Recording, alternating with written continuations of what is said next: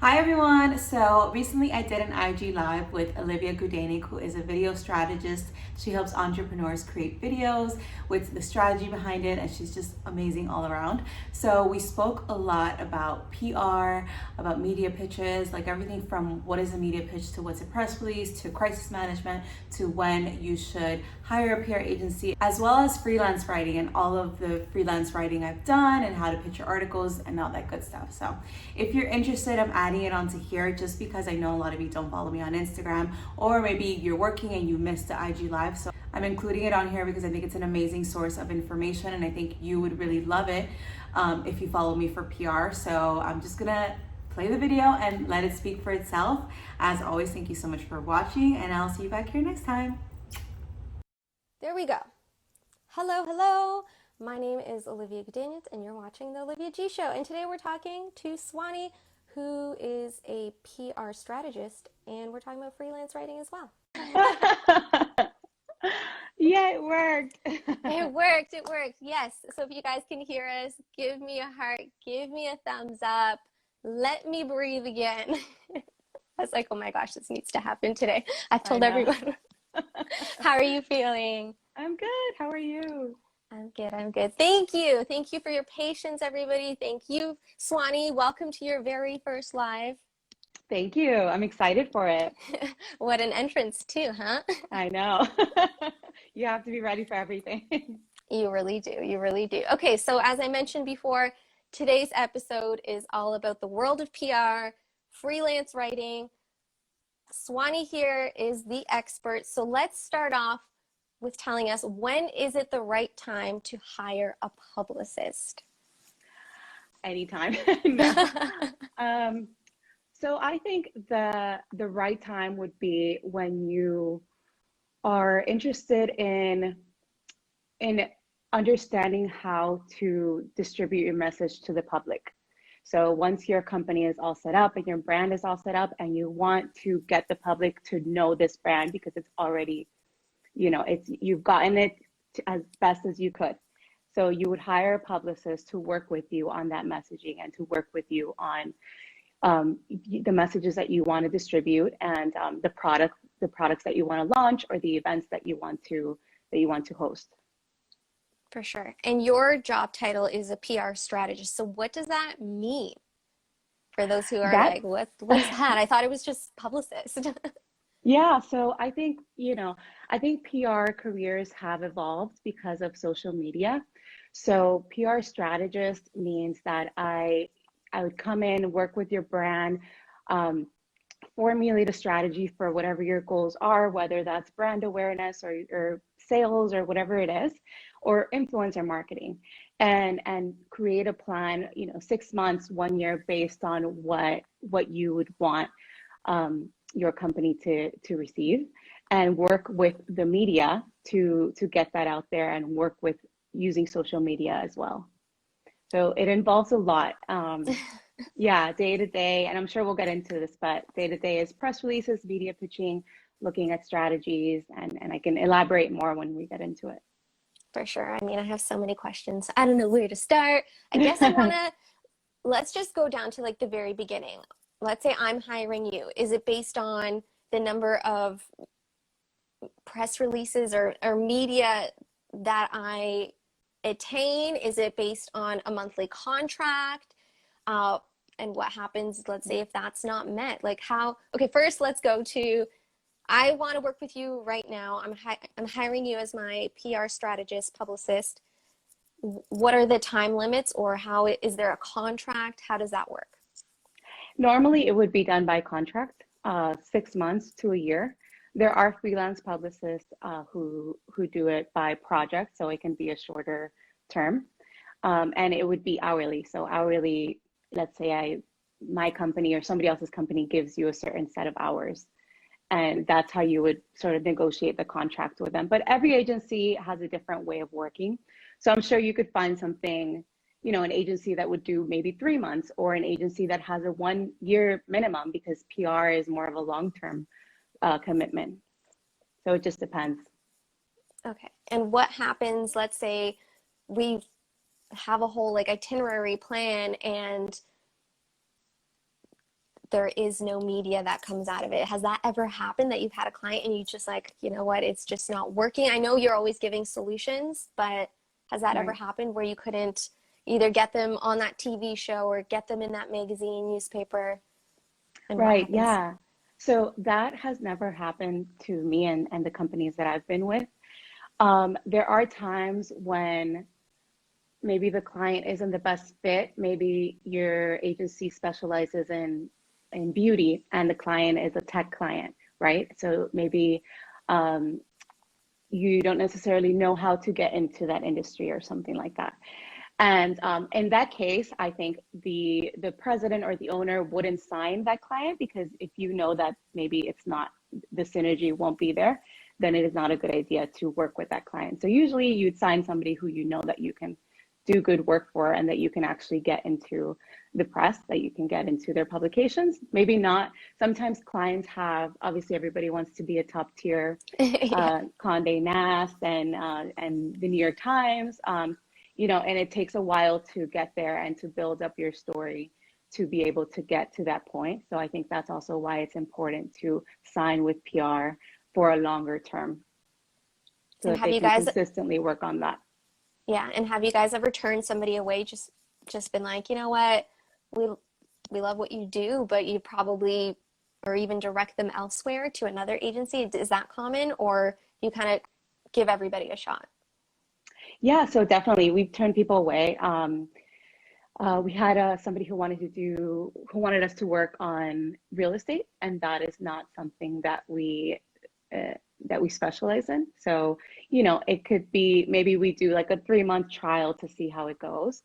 We can definitely branch out, because I think PR is just all about adjusting and branching. You essentially you're doing the same thing. You're writing press releases, media pitches, creating strategies that we can do. It's just about how to reach the journalist in that area, which we can also do as well. But if you are wanting to work in PR and you really don't want to work in real estate, then that is not something that, you know, that's not a field you should go into. It's not an industry you should go into. Okay, and what's the refund policy? Is there a refund policy once, or a clause in the contract when you start working with somebody? And either, let's say I start working with somebody on your team and I can feel that maybe they don't believe in me as much as say maybe you would they redirect?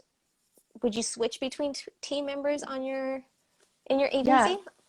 yeah. So I don't really handle the refund policies, but I know that so with a PR agency, you have a certain hierarchy, right? You have your account executive, senior account executive, account director, and most of the times the clients are working with the senior account executive or the account director.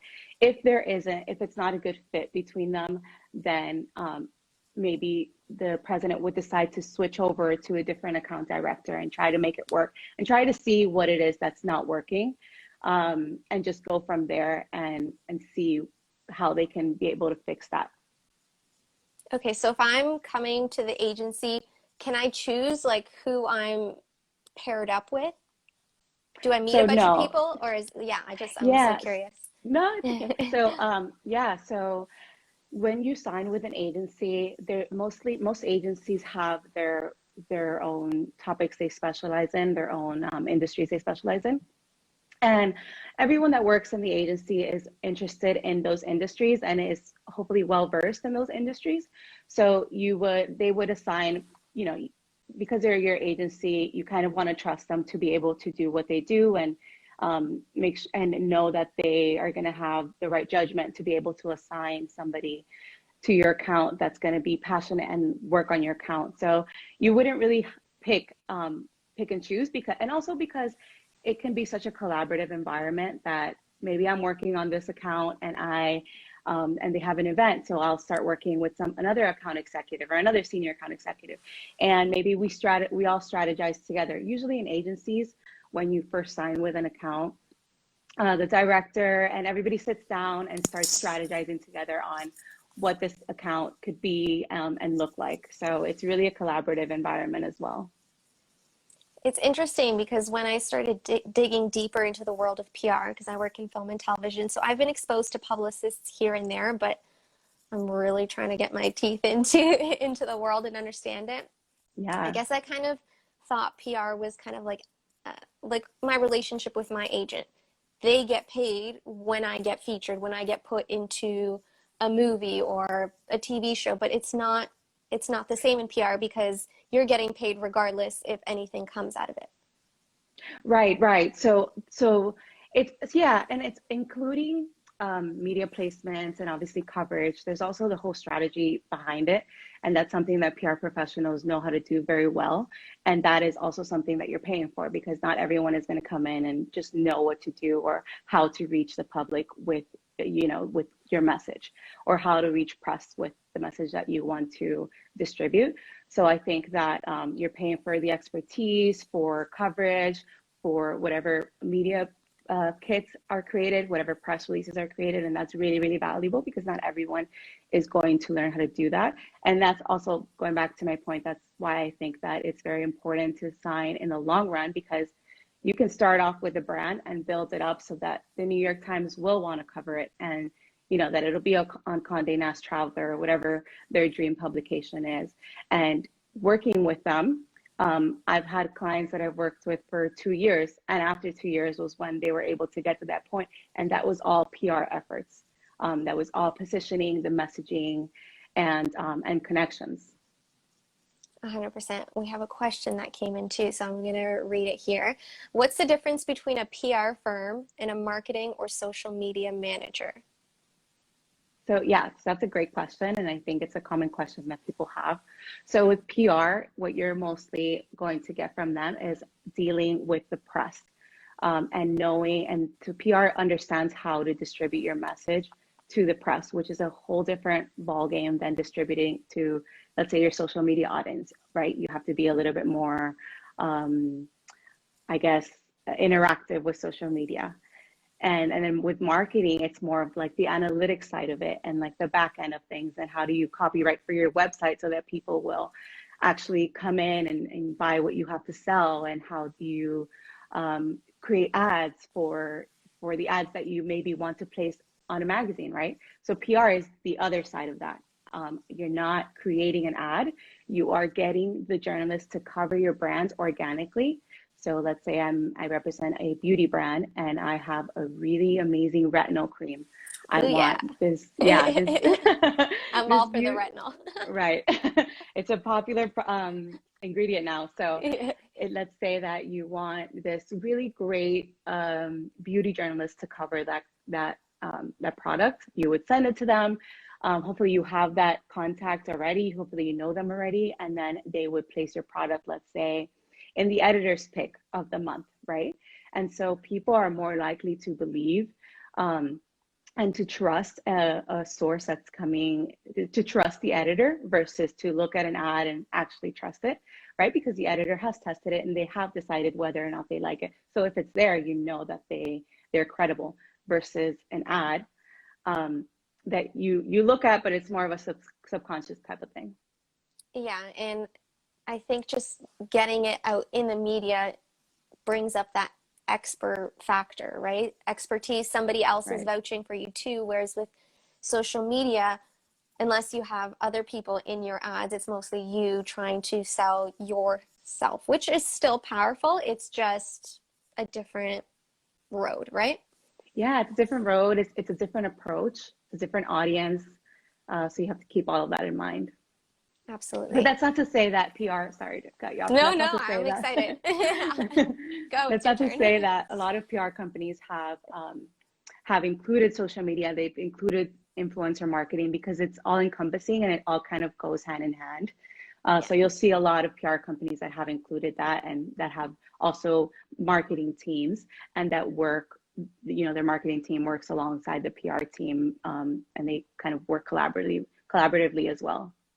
So in your agency, do you have mostly like celebrities and influencers coming for PR representation, or is it more just like the average entrepreneur that's looking to up level their business? Like who comes more? Who's more of the clientele? So because I live in Miami, and a big part of Miami is travel and hospitality, most of the clients that we've had or that I've worked with have been in the travel and hospitality industry, and that can be a town. So we worked with an entire town, and that meant representing all of the hotels in that town, all of the restaurants, all of the business owners. So our messaging with that included, hey, come to this town and also check out all of these amazing things that you can do while you're here. We've also worked with a zoological park. So that's always fun because working with animals is always great. And like in terms of getting them on TV, and like the camera loves animals. So that's, from a PR perspective, it was fun. And restaurants and hotels. So yeah, so I've mostly focused in the hospitality and travel industry. Awesome. So it's not just PR is not just exclusive to celebrities and influencers. Like if you've got your business set up, you've got your branding set up, your marketing set up, you want to up level and tackle a different area, then you can do that too. Right. Correct. Yay. So there's hope for all of us. Definitely. Okay, let's talk about the difference between a media kit, a media pitch, press release, press kit. Because I feel like some of them are the same, some of them are different. The names, yeah, it just gets confusing. So Yeah. media kit, media pitch, press release, press kit. Okay. What are we talking about? Good question. So press release, I'll start with press release. A press release is a document that you use to communicate something to the press. Normally, you would use a press release for a big launch or an announcement that you want to make, something that is pretty significant to your brand or company. And the benefits of a press release is that you can add quotes in there. So you can add a quote from the founder, the CEO, or whomever, and press can kind of go into that and extract that quote from there. You can also add more information because it's normally a much longer, 1 page and a half document. That's a press release. A media pitch is, so there's different ways you can pitch to the media. You can pitch in person, and that's basically talking about, having a conversation with somebody, talking about the product and seeing where it would be a good fit for them. You can also pitch on the phone. It's not as common to do on the phone now than it was before, when email and DM weren't such a big thing. Yeah, but email is the most popular way to send over a media pitch. And I'd say a media pitch is just a more concise version of a press release. It kind of just gets to the point, gives the journalist an idea, gives them the product information, or maybe it's a speaker or it's a hotel or whatever it is, gives them that really quick information. And you can always add a press release under your media pitch and direct the person to the press release if they would like to learn more information. But because journalists get so bombarded with emails every day, they are more likely to, read a catchy subject line and sort of skim through these things and then decide, okay, yeah, I want to cover this. And then they would, go back and read it. So you want to be able to catch their attention in the subject line, in the first sentence, and try to bold whatever is important, use underline. I wouldn't say highlight, because that, you don't want to add too much to your media. Add glitter too. Email. Yeah. Stickers. Yeah. But there's different ways to pitch. And every agency uses a different tactic. So that's media pitch and press release. Okay, so let me just, before you continue, let me just try to regurgitate that. So media pitch is like a short, concise, catchy pitch. Right. And then press release is kind of like the extension of that, which you can include. Right. Kind of like more information. That's where you can include quotes, not highlight, but bold certain things. And it can go to the same person, both of these. So do you include a press release? Sorry, it's so confusing with these words. The press release in every media pitch, or only when they ask for more information, then do you send it? That's a good question. So you would include a press release when it is necessary to include one, right? Not every media pitch is going to include a press release, because sometimes it's not necessary. But if there's a big announcement let's say a product is launching, you would create the media pitch, and then you would add the press release that talks more about what's in the product, why the company decided to launch that product at this time, and all of that information, right? But let's say maybe you saw somebody write an article that you really loved, and you think that your product would be great for them to cover. You would send them over a media pitch. Some people send the press releases with a link. So like the person can click on the link and then the press release opens. Some people add it to the bottom of the email. So it just depends on your style. I find that the link works better because people don't see as much information at once.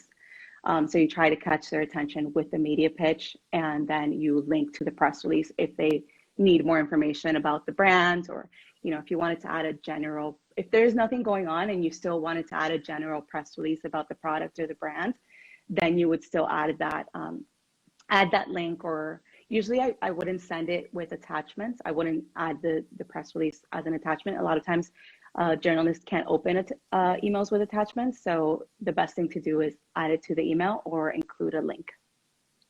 Yeah, I also like just having like links embedded, so it's not like all these files are not getting emailed to every journalist, because if they see that your email is like 5 times bigger than the average one, they probably just want to clear their inbox too, right? Right. Yeah. So that's important to consider too. So when do media kits come into play in all this? So media kits and press kits are basically the same thing. They include the press release. So just like the general information of the brand, unless it's a specific launch, they would include the general press release as well as the press release on the specific launch. They would also include photos of the product. They would include a video if you have any. It would include any kind of story ideas that you have, right? So sometimes we'll create a document with story ideas so that we can give these ideas to journalists, and so that it makes it easier for them to think, oh, how would this be a fit for my publication? And do you include these media kits in your media pitches or press releases? Usually I don't. I don't include media kits unless I'm working with an international journalist, or I've hosted, maybe if you invite a group of international journalists and you've hosted them, let's say at the attraction that I was working for, we hosted them there, and then they had a whole experience and they have, 3 more days left in Miami. After their experience, I would send them all of the information. I would send them that press kit just so they have everything on file. But usually I wouldn't approach somebody with the press kit included in the email, because like I said, I think for me, and the way that I approach journalists, I like to first make that connection, that relationship, see how I can help them, how my brand can help them, and how it can add value to their audience before bombarding them with information about all the products and yeah, makes sense. Because they get bombarded daily. And what happens with video? Like, are the people coming to you already having some sort of on-camera experience? Would a reel or some sort of past on-camera experience, like, would you use that to help pitch them to other journalists? Yeah. So if they do have past camera experience, I would use that to help, to help pitch them, especially for TV. I could say this person is great on TV. They have all of this experience already. So that's actually really beneficial. But a lot of the times they don't. And when we do secure TV opportunities, part of my job is to train them on how to be on TV, what to say, what to not say, how to deviate a conversation, what to say when you can't think of an answer, and do all of that media training. So every time we have a client that's going on TV, we always do a media training. No matter how many times they've been on TV, because it's always going to be a different topic, and you always want to remind them, remember to say this, remember to talk about this promotion that you have right now. The whole point of this TV opportunity is to talk about this promotion. You're going to have 3 to 5 minutes, and that, I know that because I've already communicated with the producer. The producer has given me all that information, and that's part of the person who does your PR. That's part of their job, to get as much information as possible from the producer. Sometimes the producers will give you questions. They'll give you like the exact questions that they're going to ask. Sometimes they don't. So so you just want to kind of adjust your training to that. Hopefully they do, and you can talk to your client about what they're going to ask and how it's going to be. So yeah, so part of the job is also to media train clients and make sure that they're really prepared to go on TV. And even, we do the camera, we put them in front of a camera. Sometimes it's their first time. In Miami, we get a lot of Spanish TV, like Univision and Telemundo opportunities. So obviously we want to have the best Spanish spokesperson available, but if that person maybe can't make it that day, we would have to train somebody else. Sometimes you would go on TV as the PR specialist and talk about the brands. Some people don't do that. Or some producers don't like for the PR professional to go on TV, but some producers do allow that, and some people are comfortable with that. Some people are not. So it just depends. But for some job descriptions, you do have to be the spokesperson. That's mostly when you're working in-house, not so much when you're working at an agency. But it does happen when you're working at an agency as well. I've seen you on your YouTube videos have to hop in and be like a visitor for one of your clients. Yeah, and that so happens. Yes, you Yeah. got to go with the job, right? Right. Yeah. And I think you have to be flexible to that and just be prepared for anything. I think TV is my favorite to work on because you just never really know what's going to happen, which is kind of scary, but also like really fun. Yeah, it's also really fun because it can be a great opportunity for you to improvise and see how well you do in that moment.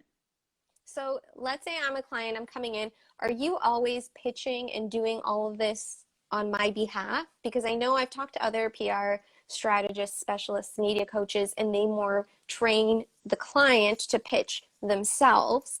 Mm-hmm. But it seems with your agency that you're doing it on behalf of the client. Yes, correct. So, you can take that approach where your business is to train clients to pitch themselves because you have had experience with PR and you maybe have had years of working in PR, so you know the field really well. So now you're like, okay, well, I'm going to focus on training people to do their own PR.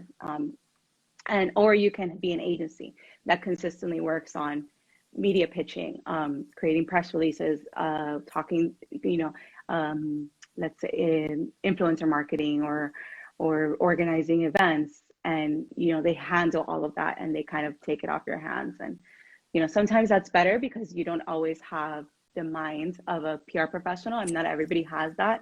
Yeah. Just like I wouldn't have the skills that an engineer has, right? So that's why I want to hire an engineer. Exactly. Or you can learn it on Google. Right. I'm kidding. Some things you can, a lot of things you can't. So you can't really learn experience, though. For sure. Okay, we've talked so much about PR. I did promise to touch on freelance writing. So you mentioned this quote a lot. You said that PR professionals need to think like journalists, and I just want you to elaborate a little more on that. Yeah, so this is my favorite thing to talk about. Yeah. Because when I first started, I would make the mistake of pitching my product or brand or hotel or whatever to the media and talking about how great this product was, versus now the way that I look at it, I'm like, okay, well, I'm gonna pitch the Huffington Post, right? So the first thing I have to do is I need to look. Let's say I'm representing a beauty brand. Beauty is the easiest to talk I was about. gonna be like, you're loving the beauty. Let's go to fashion or somebody else. Yeah, okay, let's do fashion. So Okay. let's say I'm representing a fashion designer, right? Yes. I would go to Women's Wear Daily, right? That's like the fashion Bible. And I would look on, let's say, the business vertical. And I would look at a business writer, somebody who focuses specifically on business, because let's say that my client has just gotten funding for their business and they're expanding. So I really want that business angle, even though it's still fashion. So I would go to the business vertical. I would look for a writer that focuses on that, and then I would connect with the writer. But before that, I need to read about what the writer has covered in the past. Because if I don't have a relationship with this writer, I can't just send them this email about my company, who they probably are not aware of. I can't just say, oh, like this is what they plan to do, right? I have to say, this is why you need to cover this person, right? Because if they're going to be, you know, the next this, or they're really making some innovative changes in this industry. They're really sustainable in a different way that nobody has ever done it in the past. And this is why like women's wear daily readers would be interested in this. So that's why you have to think like a journalist, right? You have to think of what is the story behind the client? What's the story behind the product that you want to tell? And you have to get that messaging, across like at the beginning, in your media pitch, like really soon when you first contact them. So then they'll say, oh yeah, that's aligned with our audience. That would be something that we would love to cover. And that's how you really get them to pay attention, versus saying, we just got this great funding, like this is so great for our company because blah blah blah blah. You know, it's not, it's just about the angle that you contact them with. And the angle has to be unbiased as well, right? Like you're just Right, presenting information. You're right. not saying, I think this is the best because. Right, yes. So you're just giving them information, and you're saying, I think your audience would really benefit from learning about this. And I think because I've studied what you have covered in the past, I think that this would be such a great, it'll be right up your alley. It'll, you know, you're the expert on this topic, and it would be something that you'd be interested in. That's why also you have to be always reading and keeping up with trends and the news and writers, and just making sure that you're pitching the right person, because the person who covers tech Beauty. on a I'm just kidding. beauty tech I'm just on the same platform isn't like going to be super interested in that story. So you just have to really know who you're talking to. It's interesting that we're digging deep into this because I thought I would try to go through the process before having a chat with you just to get some sort of like firsthand experience. Because I've had people submit my work before and it got published, but I haven't done it myself. So I've written some blog posts for my websites, and I'm a video strategist, so it has to relate with being on camera and media coaching training. So I thought, okay, I haven't published these articles yet. I've got 4 or 5 great pieces. Let's see if I can maybe get them published somewhere else. So I went on, I don't even remember anymore, the Social Media Examiner. I went on a whole bunch of places that would be catered to my target audience, but it wasn't as easy as just like, I already had the article ready to go. So I really just wanted to give you guys the article, and you say if you want it, take it. If not, no. But it's not like that. It has to be more of that's I guess where pitching comes in. The Right. process is more about me going to them being like, hey, I have an article about 5 things you should do before you get on camera. And then from then I should wait for them. And then if they're interested, then I would send them the article. Is there any way where we can just write our articles and just send them over and either they take it or they don't? Or is there, it has to be this like dangling thing like, hey, I've got this. Do you want Yeah. it? Yeah, so good question. In PR, we call that op-eds, which means that you are the expert on this field. And I'm a publicist, so I'm still pitching you as my client who is the expert on this field. And I'm saying, hey, I have this article that I think, you know, would be a great contribution piece to your publication. And because this person is an expert, they're the right person to write it. Or you can pitch yourself as an expert, as an actual freelance writer or a writer expert who can add to this publication by writing this article. But that would be just you pitching your story idea. As a freelance writer, I also pitch story ideas from my own perspective that have nothing to do with the clients I represent or anything. You know, I'm not pitching anybody else but my writing and my expertise and my opinion to the publication. So you can go both routes. You can have your PR specialist or your PR agency pitch your article and pitch your expertise, or you can do it yourself, not associated with your agency. And so you can do both. So that leads me into my next question. From the articles that you've had published for yourself as a freelance writer, have you attained any clients from that or any PR inquiries from your writing? So I keep a very fine line between the two because you have to keep like a separation of church and state when it comes to if you're a publicist who also is a writer, because you want your writing to be credible and not to say, oh, I'm featuring this client because they're my client. I've never featured a client of mine in my writing. Okay. I just make it a point not to do that because it can be, you know, it can be conflicting. People can just be really harsh about that. Even if I do believe in my client, I love my client and I really want to feature them, I stay away from doing that and stay away from pitching stories that would involve my clients or that could potentially involve my clients somehow, which is why I don't really pitch, you know, hotels. I don't pitch travel. I normally do lifestyle or Latina topics or marketing or PR because it's not so much of a conflict of interest. And we just got a question. What are the benefits of doing it through an agency? So I'm assuming pitching.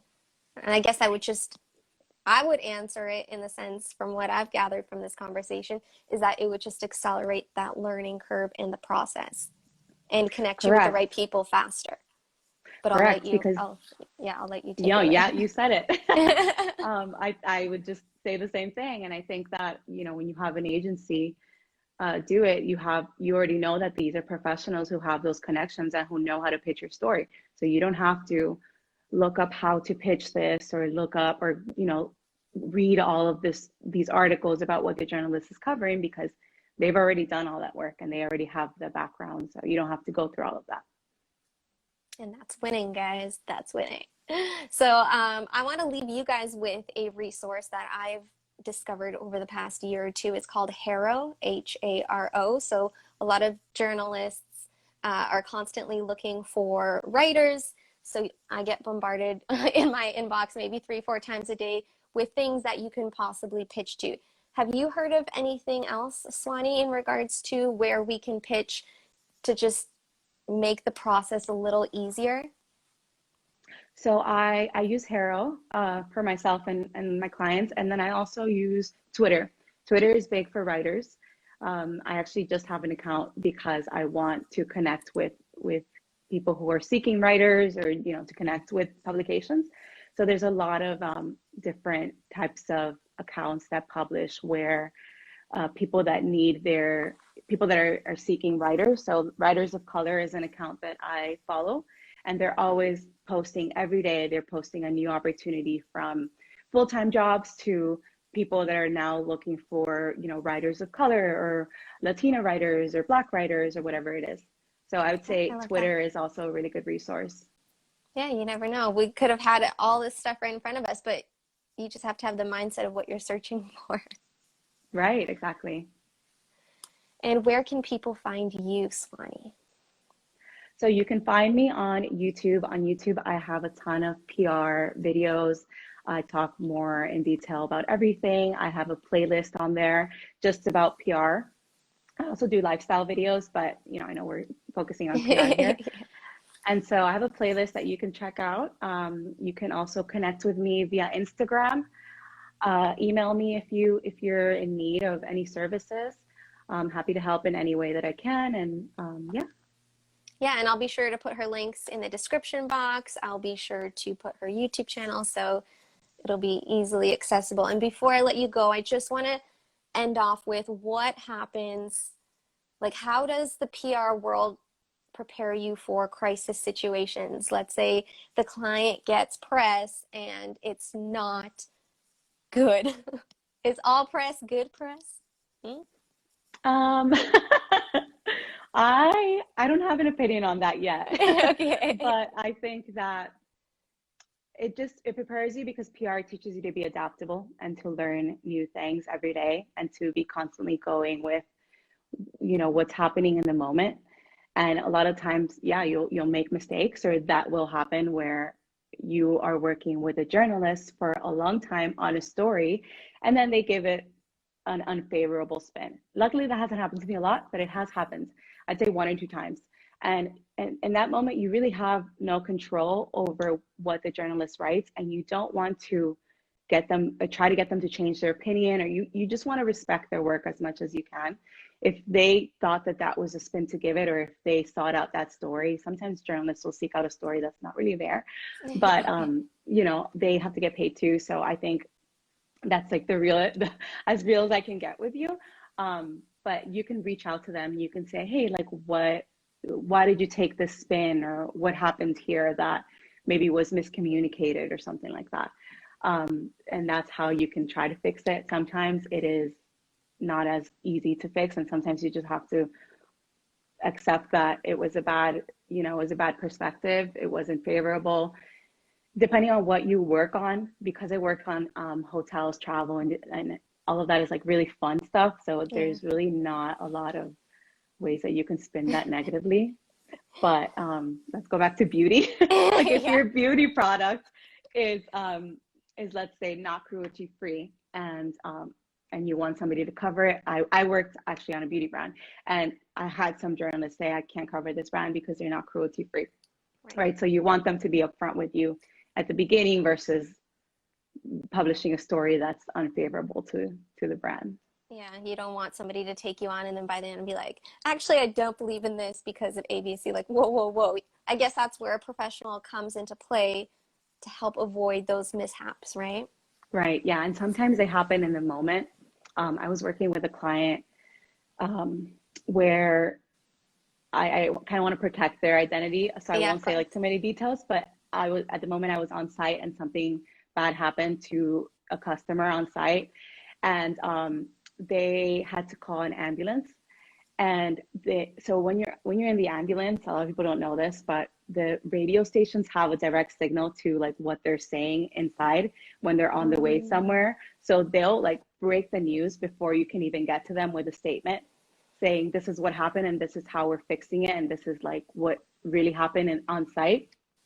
So at that moment you have to act really fast because you're gonna get news stations at your client's site like ASAP, because they're like already on the way with the ambulance to see what happened and to get the news. So you want to be really prepared and have your spokesperson there. Make sure that you let them know what to say and what they should be repeating, and you know, instruct them on how to tell that story.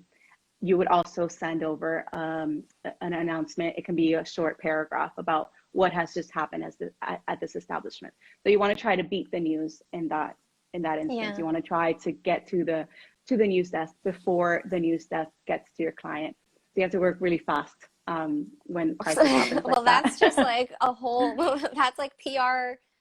I don't even know. You gotta have just like extra 6 or 7 cents to try to handle all of that. But somebody asked Nafi, that feels like a major privacy violation, like when the news is listening in on the broadcast. The Is radio that legal? stations have, I think so. I mean, I know that they do it here. They have access to that information. Maybe not like the details of it, but maybe if an emergency happened in this, because it is a public, it was a public establishment. Maybe that's why it was part of this. It was a city establishment, so maybe that could have been the case. Wow. So that's a lot to consider. That's okay. So yeah, I mean, yeah, that happens sometimes. Yeah, well, I guess it's like you said in your YouTube videos, you're always on. I can totally relate with that world because in film and television, we work 14-hour days, we work 16-hour days. Like you just never know. Sometimes you're called on weekends, and I know the world of PR is quite similar in that regards. I did not know about all of that extra panic stuff. I assumed it came with the job, but it doesn't always happen, but it happens. like you. Amazing. Thank you so much for your time. Thank you guys for tuning in. I've learned so much. I hope you have too. If you've just come in now, the replay will be available soon. And all of Swani's information will be down in the description box. Thank you so much. You are amazing. Thank you, Olivia. I appreciate your time. I appreciate you guys. Thank you. Thanks for everyone for tuning in. Bye. Thanks.